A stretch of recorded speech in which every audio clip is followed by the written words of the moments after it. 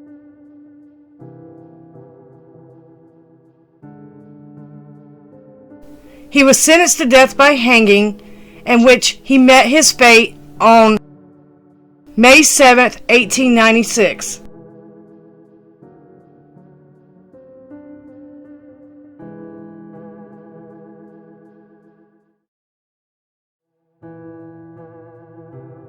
While in prison, Holmes did confess to killing 27 people, but it is most likely that he killed more than that. By now, Holmes had become so sensational that people wanted to know more. They couldn't believe a man like this could even exist, and he even earned monikers such as the White Devil. People back then probably thought he was the Antichrist, masquerading around as flesh and blood man. His trial began in late September of 1895 and was no longer being tried for fraud. He was up for the murder of Benjamin Pietzel, facing death, and he pled not guilty. The trial lasted for 5 days, and there were no witnesses to be called on Holmes's defense by his attorneys, and it only took the jury 2 hours to seal his fate and find him guilty. On November the 30th, 1895, Holmes met his fate. He was sentenced, in which the judge imposed death by execution until he be hanged by the neck until dead. At 10 a.m., his cell door opened, and he was accompanied with his lawyer to the gallows. He was dressed in a black suit with a silk scarf around his neck. When he reached the scaffold, he asked if he could say a few words.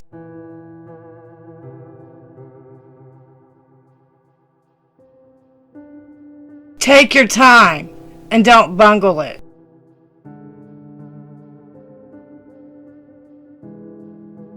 Some people believe this remark by Holmes exhibited a little fear that he was scared to die himself, that he was nervous about being hung by the neck.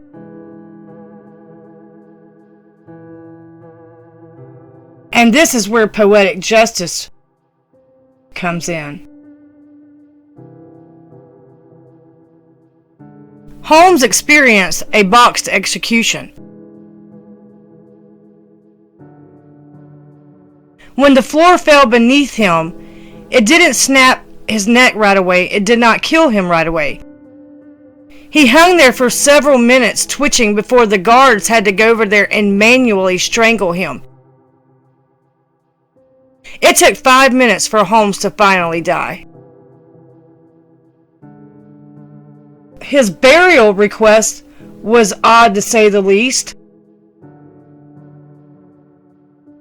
Before his death, Holmes purchased 2 plots to be dug 10 feet deep so that he could be encased in concrete and that no one would be able to ever rob his grave.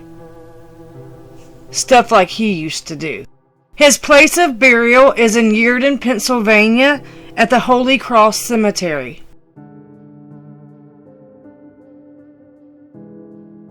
In 2017, H.H. Holmes' great-great-great-grandson got a judge to approve the exhumation of Dr. H.H. Holmes' grave just to make sure that he was actually, in fact, in his grave, because his great-great-grandson seemed to think that he may have had connections with Jack the Ripper and was possibly Jack the Ripper himself. And one of the main points of him wanting to exhume the grave to make sure there was a body there was that, one, if there was a body there, he wanted to conclude that that was, in fact, his great-great-grandfather, H.H. Holmes. And if there wasn't a body there, then it was very possible that he was Jack the Ripper and that he evaded execution and went to England to escape and became Jack the Ripper.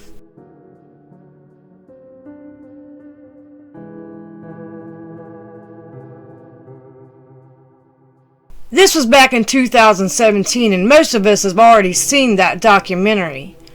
It was a limited series called American Ripper.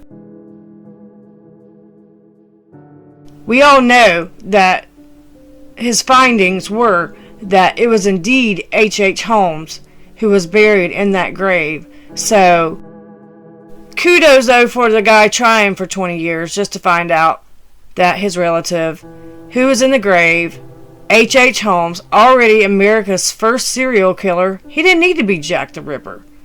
He was too busy being H.H. Holmes.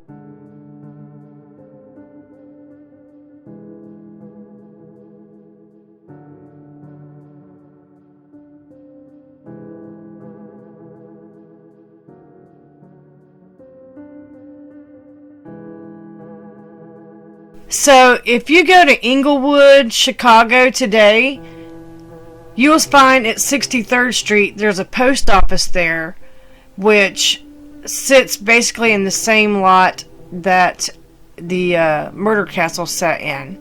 The murder castle was burned down and then torn down. It actually burnt right after Holmes left, like twice, but the main part of the building stayed up until 1938, until they tore it down and they turned it into a post office. And I'll put a picture up for that for you too, just to see. It's pretty neat.